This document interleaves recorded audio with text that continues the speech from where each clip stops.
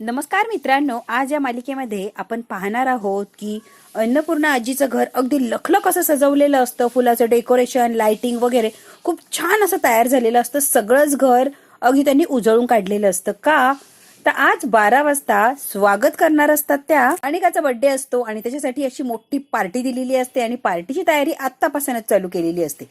सगळे सर्वंट लोक एका जागेवर जमा केलेले असतात, कामिनीने आणि रागिनीने, आणि त्यांना आता काय करायचं काय नाही करायचं ते सगळं काही त्या सांगत असतात. ती म्हणते, सगळे आहेत का रे ड्युटीवर? आज या घरची मोठी नात पहिल्यांदा घरी येणार आहे. तिला कुठल्याही प्रकारचा त्रास झाला नाही पाहिजे ही काळजी तुम्ही घ्यायची. तिला काय हवं नको सगळं सगळं काही तुम्ही सांभाळायचंय. आता अनिका तिथेच खुर्चीवर बसलेली असते, मेकअप करत मोबाईलमध्ये बघत असते. ती लगेच ती म्हणते, यांचं काय चाललंय मोठी नात? म्हणजे अनिकाला असं वाटतं की तिला इग्नोर केलंय कामिनीने आणि रागिनीने, म्हणून अनिका जरा अशी शॉक होऊन बघायला लागते. रागिनी म्हणते, पहिल्यांदा घरी येणार आहे, तिचं स्वागत असं ग्रँड झालं पाहिजे. ती आली रे आली की अशी लाइटिंग, फुलांच्या पाकळ्या हातात घ्यायच्या, तिच्या अंगावर फुलांच्या पाकळ्या उधळायच्या. आणि हो, तो इलेक्ट्रिशियन वाला कुठे आहे त्याला सांगायचं. ती घरात आली की सगळं घर असं लखलख लखलख झालं पाहिजे, इतकी सुंदर लाइटिंग करायची. या घरात परक्यासारखं वाटलं नाही पाहिजे, आपलं घर आहे आपलंच वाटलं पाहिजे. आणि ही सगळी जबाबदारी तुमची आहे बरं. तिने कामिनी म्हणतात, लक्ष ठेवायचं आणि सगळी काळजी तुम्हीच घ्यायची आहे. आणि काय येते, ए मॉम काय चाललंय ग तुझं? तुला सुद्धा मॅड नंबर 3 व्हायचंय का? ऑलरेडी 2 तर मॅड आहेच, आता 3रा नंबर तुझा लागेल.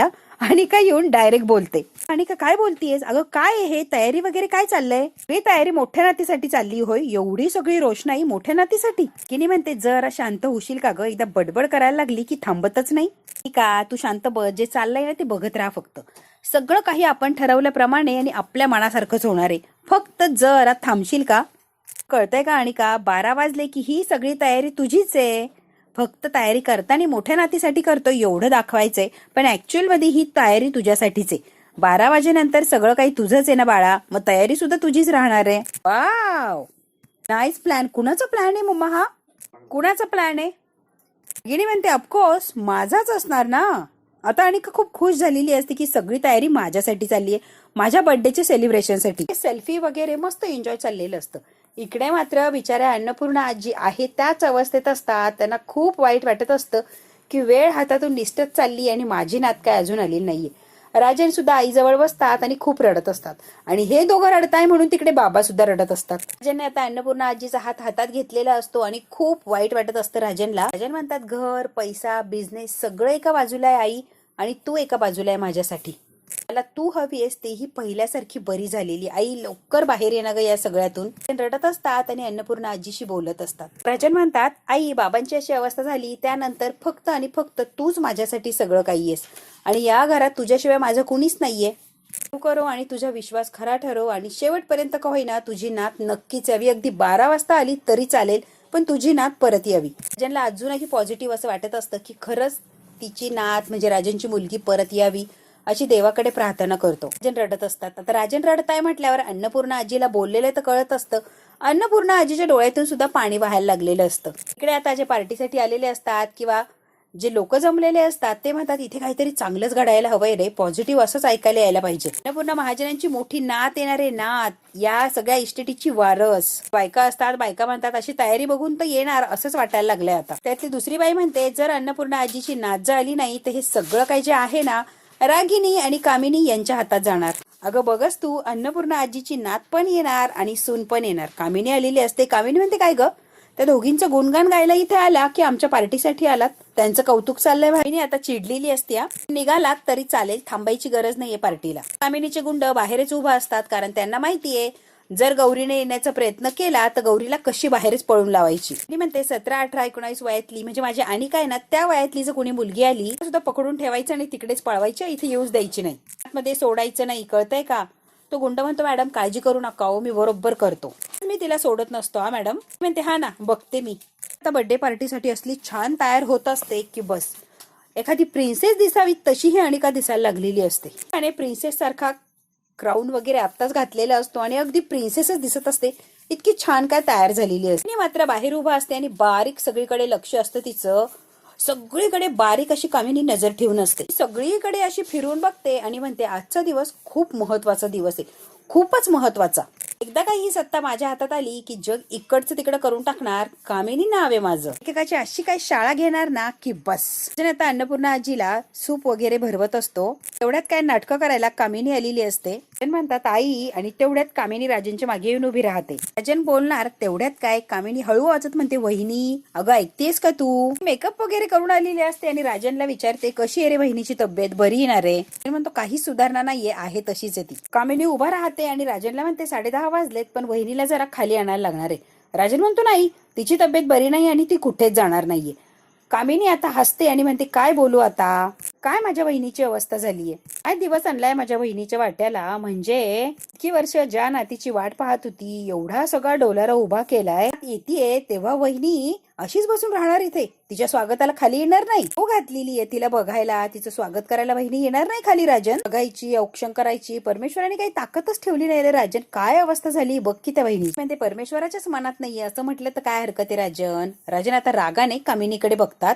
अरे काय आलंय तिच्या वाट्याला. रडायचं नाटक करत असते आणि ड्रामा करत असते. राजनला माहिती असतं कामिनी काय चीज आहे. तिच्या वाट्याला नवरा आला तो असला पांगुळगाडा, म्हणजे माझा दादा आहे पण ती शेवटी तिचा नवरा ना, तो असा. सगळं उभारल्यानंतर ज्या नातीची 17-18 वर्ष वाट बघितली, आता फायनली ती येणार आहे, तर तिचं स्वागत करायला वहिनी सुद्धा नाहीये. देवाने बघ की काय अवसान केलंय तिचं. अजिबात तिला काही उठण्याची किंवा खाली नेण्याची सुद्धा ताकद ठेवलेली नाहीये. काय अवस्था आहे रे ही वहिनीची. म्हणते राजन तू ये बरं खाली. त्याच्या डोळ्याने तुझी मुलगी तुला येताना दिसेल, किती छान असेल ते दृश्य. तू नक्की ये बरं राजन. म्हणतात हो येईल मी बाहेर. आणि मनातल्या मनात म्हणते या माणसाला लाज पण वाटत नाही. पहिल्या बायकोची मुलगी येते म्हणल्यावर बाहेर येतो असं म्हणतो. निर्लज्जच झालाय ना हा. कामिनी स्वतःच्या जावयाबद्दल बोलत असते. मी म्हणते मीच बघते कशी येते तुझी मुलगी आणि तू कसा येतो बाहेर.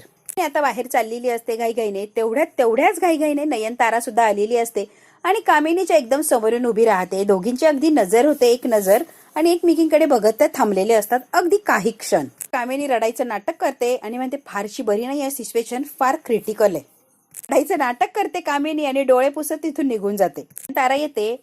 राजन असं म्हणते. राजन पटकन उठतात आणि नयनताराला बसायला तिथे खुर्ची देतात. नयनतारा आता अन्नपूर्णा आजीच्या जवळ बसते आणि खूप प्रेमाने म्हणत असते, ताई तुम्ही बऱ्या व्हा. असं खचून कसं चालणार आहे? अहो तुम्हाला खंबीरपणे उभं राहायला लागणार आहे. तुम्ही बऱ्या व्हा आधी. एवढा मोठा डोलारा उभा केला, त्याला वाढवलंय, जपलंय. खचून जायचं, असं दुखणं घेऊन पडायचंय का? लवकर बऱ्या व्हावर तुम्ही. नात नक्की परत येणारे माझा विश्वास आहे.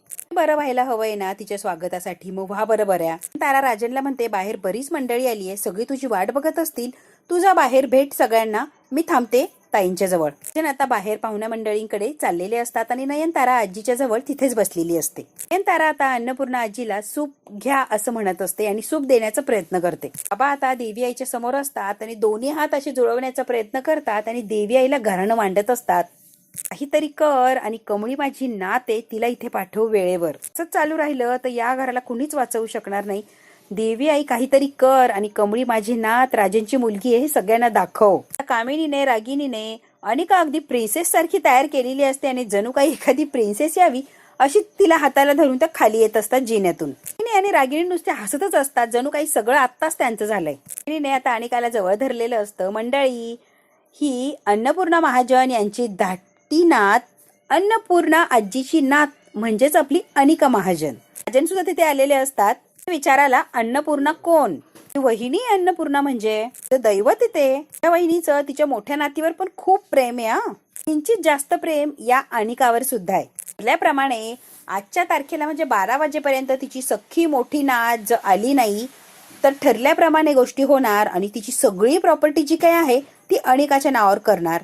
अनिका 18 वर्षाची पूर्ण झाली की असं होणार असतं. हा शब्द दिलेला असतो अन्नपूर्णा आजीने आणि त्यामुळे आता फक्त 12 वाजायचा उशीर आहे की सगळी काही प्रॉपर्टी माझ्या अनिकाच्या नावावर होणार. तिने अगदी तोंड वर करून हे सगळ्यांना सांगत असते आणि तो वकील सुद्धा तिने बोलवून ठेवलेले असतात. तिने म्हणते तुम्हाला सगळ्यांना प्रश्न पडला असेल वकील साहेब इथे कशासाठी आले. मी सांगते की वकील साहेब इथे असण्याचं कारण म्हणजे खरं कारण म्हणजे वहिनीची इच्छा आहे अशी. त्या दिवशी तिची मोठी नात या घरात येईल, ती सगळी प्रॉपर्टी मोठ्या नातीच्या नावावर करायची म्हणून मी वकिलांना बोलवलंय. ती म्हणते तयारीत असलेलं बरं, ऐन वेळेला फजिती नको ना, म्हणून वकील साहेबांना बोलवलंय. वकील साहेब इथे आलात ना, आता पुढच्या अर्ध्या तासात खूप साऱ्या गोष्टी करायच्या. आता लक्ष द्या वकील साहेब. तिची मोठी नात इथे कुठल्याही क्षणी येणार असा कौल मिळालाय आम्हाला.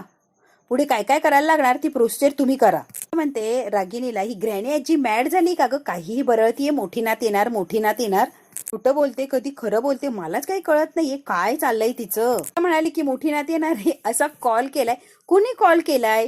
आता रागिणीचं डोकं बंद पडलेलं असतं. ती कौल म्हटलेली असते, कॉल नाही. रागिणी म्हणते अनिका प्लीज जरा शांत होशील का, नंतर सांगेन तुला मी याचं सगळं उत्तर, आत्ता शांत बस. पण अजून सुद्धा आई तुळजाईला हात जोडत असतो आणि माझी मोठी मुलगी येऊ दे अशीच रिक्वेस्ट करत असतो. ताराने आता अन्नपूर्णा आजीला सूप वगैरे दिलेलं असतं आणि अजूनही तिच्या मनात मन घालते आणि प्लीज तुम्ही जाग्या व्हा, उठा आणि या सगळ्यातून बाहेर या आणि सगळं काही आहे जे तुमच्या हातात घ्या. नयनतारा खूप समजावून सांगण्याचा प्रयत्न करत असते, कारण अन्नपूर्णाची आजीची अवस्था असते ती बघून एकंदरीत तिला खूप असं वाईट वाटलेलं असतं. 12 वाजायला अगदी थोडाच वेळ शिल्लक आहे. बाहेर कामिनी रागिणीने काय गोंधळ घातला असेल त्यांचं त्यांना माहिती. जे काय बोलतीये ना बाहेर, त्याच्यावर विश्वास ठेवायला मला पटतच नाहीये, किंवा विश्वास ठेवावा अशी लायकीची ती बाईच नाहीये. एकदम विचित्र आणि विक्षिप्त बाई आहे. आणि का तुमची नात तर मला वाटतच नाही. ना वय आहे तिचं, ना मॅच्युरिटी आहे. आणि एवढा मोठा डोलारा त्या बिंडोक पोरीच्या हातात देणारे हे मला अगदी पटतच नाहीये, म्हणून खास तुम्हाला भेटायला आलीये. नयनतारा खूप त्या अन्नपूर्णा आजीशी बोलत असते किंवा तिला खूप समजावून सांगण्याचा प्रयत्न करत असते, पण आजी काही गोष्टीला रिॲक्शन ऍक्शन काही देतच नाही. काही घाईत हा निर्णय घेऊ नका आणि तिच्या नावावर तो अजिबात करू नका. जरा विचार करा आणि शांतपणे काय ते विचार करा. हा निर्णय मला अजिबात पटलेला नाहीये. तिच्या नावावर इस्टेट करायचा संबंध काय येतोय लगेच. तारा म्हणते सगळं काही ना तुमच्या हातात घ्यायची वेळ ही, तुम्ही नीट व्हा आणि पटकन बाहेर जाऊन सांगा की सध्या तरी मी कोणाच्या नावावर काहीच करणार नाहीये. प्लीज तुम्ही काहीतरी बोला तरच काहीतरी होऊ शकतं, नाही तर एवढी सगळी प्रॉपर्टी चुकीच्या माणसात गेली, चुकीच्या माणसाच्या हातात गेली तर चुकीचंच ठरणार आहे सगळं काही. तारा खूप बोलण्याचा प्रयत्न करत असते, खूप सांगत असते, पण आजीला काहीच रिॲक्ट होत नसतं. तेवढ्यात काय नयनताराला आता बाहेर कोणीतरी बोलावलेलं असतं. कामिनी आणि अनिका परत जिन्यातून खाली आलेले असतात आणि सगळ्यांनी छान अशा टाळ्या वाजवलेल्या असतात. कामिनी म्हणते जेवढ्या उत्साहात सगळ्यांनी स्वागत केलंय तिकडेच बऱ्याच गोष्टी काय ते सांगून जातात आणि आम्ही सुद्धा समजून गेलोय. नमस्कार करते कामिनी आणि इकडे तिकडे फापट पसारा लांबवण्याची गरज नाहीये, मूळ मुद्द्यालाच हात घालते की आणि डायरेक्ट मला काय सांगायचंय ते सांगून टाकते. आज आपण इथे सगळेजण जमलो आहोत अन्नपूर्णा महाजन यांची इस्टेटीचा वारसाला भेटण्यासाठी, तो वारस येणार आहे म्हणून. जेच मोठ्या नातीला भेटण्यासाठी आपण सगळेच काय आलेलो आहोत. येणं अपेक्षित आहे, पण ती अजून काय आली नाही, पण तिने यावं असं वाटतंय. काय पत्ता नाहीये तिचा. 12 वाजेपर्यंतचा तिच्यासाठी दिलेला अंतिम वेळ आहे. तोपर्यंत ती आली तर ठीक, नाही तर सगळं काही, सगळीच्या सगळी प्रॉपर्टी माझी नात अनिका महाजन हिच्या नावाने होणार आहे असा शब्द दिलाय अन्नपूर्णा आजीने. कामिनी तोंड वर करून सारखं सारखं तेच तेच सांगत असते सगळ्या लोकांना. आणि म्हणते आता काही क्षणांचीच टिकटिक बाकी आहे, तेवढा क्षण तेवढा वेळ गेला की सगळं काही सगळ्यांच्या डोळ्यासमोर अगदी स्वच्छ दिसणार. 12 वाजायला 10च मिनिटं बाकी राहिलेली असतात. मिनिटं सेकंद हे बोजायला लागलेले असतात बोटावर. इतकं काय आतुरता लागलेली असते की 12 वाजले रे वाजले, सगळं काही अनिकाच्या नावाने होणार यासाठी अगदी दोघी जणी तडफडा करत असतात की काय करू आणि काय नाही. त्यांना असं झालेलं असतं हा वेळ कधी संपणार. आता अगदी थोडे काहीतरी मिनिट राहिलेले असतात, सेकंद राहिलेले असतात, हे बोटावर मोजायला लागलेले असतात. बरोबर 12 वाजलेले असतात, सगळे आता टाळ्या वाजवायला लागतात. नयनतारा आणि राजनला मात्र खूप असं टेन्शन आलेलं असतं की हे काय घडलंय. मी म्हणते घड्यात 12 वाजले, रात्रभर आज इथे जंगी सेलिब्रेशन करणार आहोत, सगळ्यांनी एन्जॉय करायचं आहे. अन्नपूर्णा महाजन यांच्या सगळ्या प्रॉपर्टीची मालकीन अनिका महाजन होणार आहे. अन्नपूर्णा महाजनची मोठी नात जर आली असती तर सगळी प्रॉपर्टी तिच्या नावाने केली असती. खरं बोलतीये, अनिकाच्या नावाने नसती केली. मी नाटकं करत असते, खोटं बोलत असते, फसवा फसवी करत असते आणि हे सगळ्यांनाच काय माहिती असतं. तिचा अजून काहीच पत्ता नाहीये, ती आलीच नाहीये, ती कुठे आहे, तिचं नाव काय, गाव काय आहे की नाही हे सुद्धा माहित नाहीये. फक्त आपण वाट बघतोय आणि वाटच बघतोय.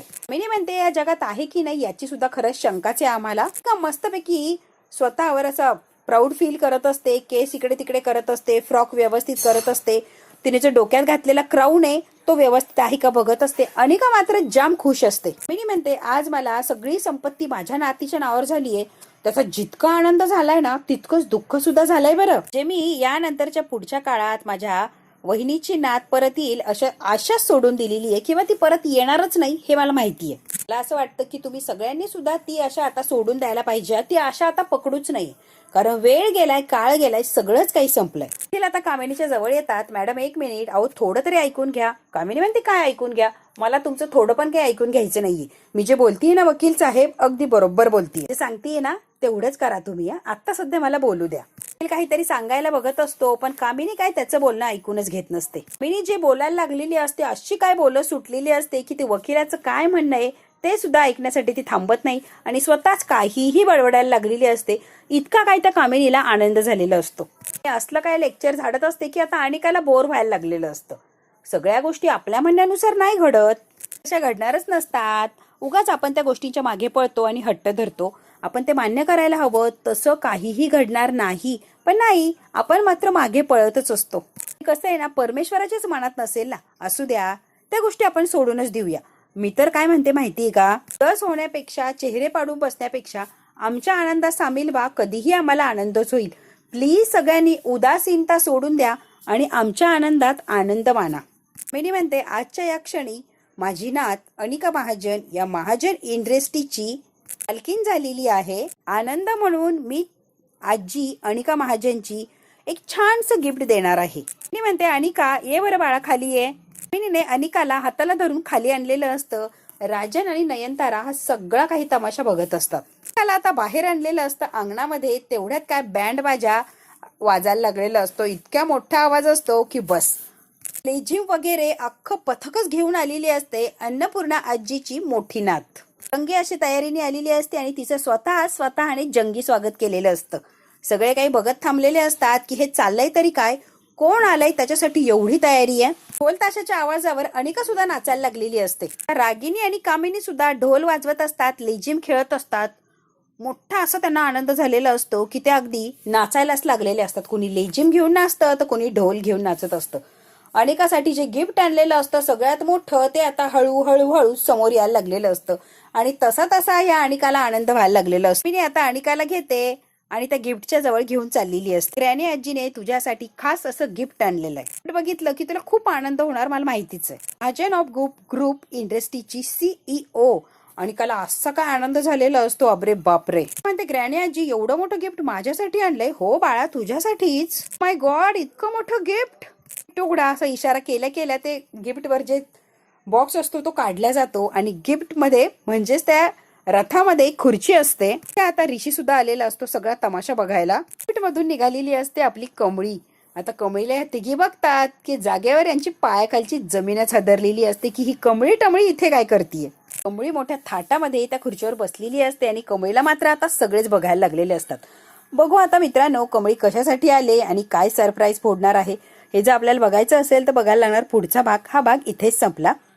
पुढच्या भागात काय होणार अगदी थोडक्यात बघूया. मी म्हणते कमळी, काय तुझा आगाऊपणा आहे ग, आणि या खुर्चीवर काय बसलीयस एवढा आगाऊपणा? ते सिंहासन या महाजन कुटुंबाची जी नात आहे किंवा वारसदार आहे तिच्यासाठी आणलंय. तू कशासाठी बसली ग? रागिनी आणि कामिनी कमळीला खूप बोलत असतात, तिच्यावर चिडलेले असतात. एकदम करेक्ट बोलला तुम्ही रागिनी काकी, एकदम करेक्ट. वारसाचीच खुर्ची आहे ती. सिंहासन या घरच्या वारसाचं आहे आणि वारसच बसलाय या खुर्चीवर. पूर्ण आजीच्या त्या नातीचं आहे. इथून पुढे सगळं काही तीच सांभाळणार आहे. तीच बसली की या खुर्चीवर. कमळी राजन महाजन, अन्नपूर्णा महाजनची मोठी नात कमळी महाजन. अन्नपूर्णा आजीची हरवलेली खरी खुरी नात म्हणजेच कमळी महाजन. म्हणते घ्या, आलोय मी जिने उभा केलेला सगळा कारभार सांभाळण्यासाठी आणि तिचं नाव अजूनच मोठं करण्यासाठी. आता मात्र कामिनी रागिनी अगदी तोंडात बोटं घालून उभ्या राहिलेल्या असतात, कारण त्यांनी कधी एक्सेप्टच केलेलं नसतं की कमळी अन्नपूर्णा आजीची नात आहे आणि राजनची मुलगी आहे. रागिनी तर अगदी वेडी व्हायला लागलेली असते अगदी काही मिनिटातच. त्याला मात्र फार आनंद झालेला असतो. आता मात्र कमळी आलेली असते आणि कमळीने हंटरच आणलेला असतो हातात. बघू आता कमळीला कोणत्या खुर्चीवरून बाजूला हटवणार आणि अनिकाला सगळी काही सत्ता देणार. मित्रांनो, हे जर बघायचं असेल आपल्याला तर बघायला लागणार पुढचा भाग. हा भाग इथेच संपला. व्हिडिओ आवडल्यास लाईक, शेअर, सबस्क्राईब नक्की करा. धन्यवाद.